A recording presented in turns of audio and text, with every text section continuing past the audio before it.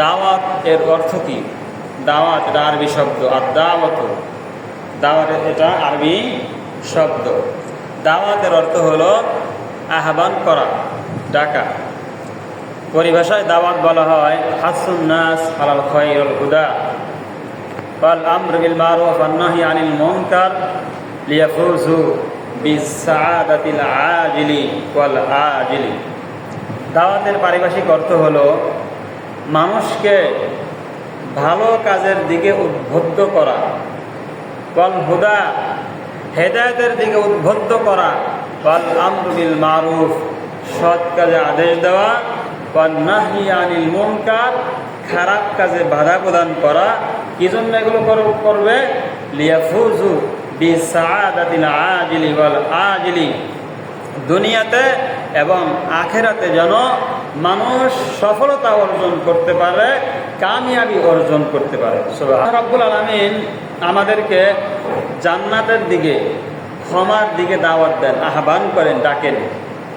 সূরা বাকারার 221 নম্বর আয়াতে বলেন উলাইকা ইয়াদউনা ইলান নার, যারা কাফের, যারা মুশরিক, যারা নাফরমান, তারা তো মানুষদেরকে আগুনের দিকে ডাকে, জাহান্নামের দিকে ডাকে। আর আল্লাহ রাব্বুল আলামিন আল্লাহু ইয়াদউ ইলাল জান্নাতি ওয়াল মাগফিরাতি বিইذনি, বান্দাদেরকে ইলাল মাগফিরাতি ক্ষমা করার জন্য ডাকে। সুবহান, বান্দাকে ক্ষমা করার জন্য ডাকে। আল্লাহু ইয়াদউ ইলাল জান্নাহ, আল্লাহ রাব্বুল আলামিন বান্দাদেরকে জান্নাতের দিকে ডাকে, ওয়াল মাগফিরা ক্ষমার দিকে ডাকে।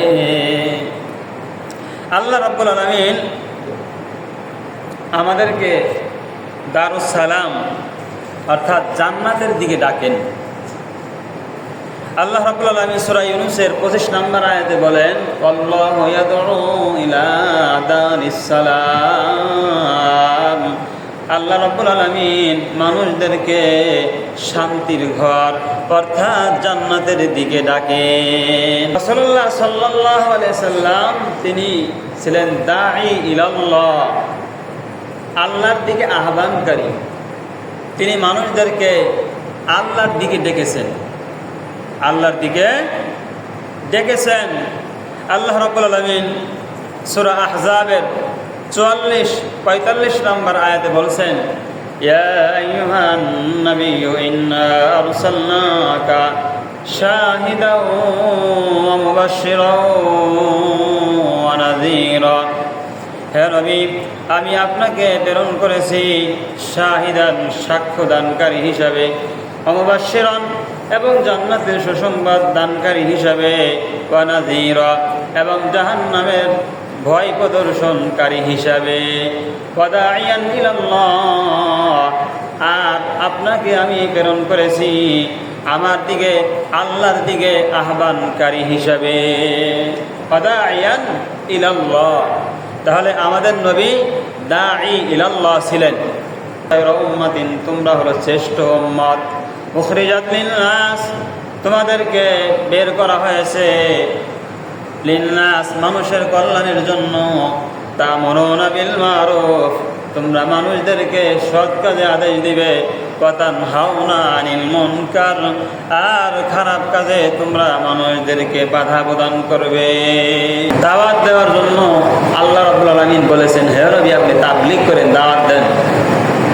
আল্লাহ রাব্বুল আলামিন সূরা মাইদার 67 নম্বর আয়াতে বলেছেন ইয়া আইয়ুহার রাসূল বাল্লিগ মা উনজিলা ইলাইকা মির রাব্বিক, হে রাসূল বাল্লিগ আপনি তাবলীগ করেন, আপনি পৌঁছায় দেন মানুষদের কাছে মা উনজিলা ইলাইকা মির রাব্বিক, আপনার রবের পক্ষ থেকে আপনার নিকট যা নাজিল করা হয়েছে, আপনাকে যা দেওয়া হয়েছে আপনি এগুলো মানুষদের কাছে পৌঁছায় দেন।